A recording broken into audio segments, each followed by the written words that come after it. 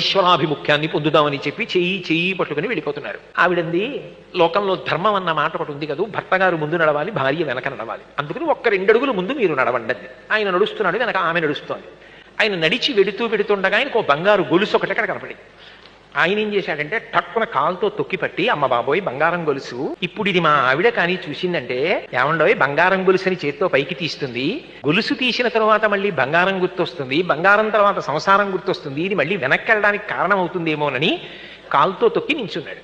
ఆవిడంది, ఆగిపోయారేం, ముందుకెళ్ళండి అంది. ఆయన అన్నాడు, లేదులే వస్తున్నాను, ఒక్క అడుగు నడు అన్నాడు. ఎందుకంటే ఆవిడ ముందుకు వెళ్ళిపోతే కాలు తీసేసి వెళ్ళిపోదాం, ఇక చూడదని. ఆవిడంది, ఇంకా మీకు బంగారం గొలుసు కనపడుతోందా? కలిసి నడిచినా, ఆయన ముందు నడిచినా, ఆమె 2 అడుగులు వెనక నడిచినా ఎవరు పండుతున్నారు? ఆ పండడం చేత కానప్పుడు ఇంకా ఆవిడ మీద అనుమానం. నిజానికి పండుతున్నావిడ ఆవిడే, పండుతున్న ఆయన కాదు. ప్రస్థానం ఇద్దరు సమానంగా చెయ్యగలగాలి, లోపల సమానంగా పండాలి. అందుకు పరిణయం.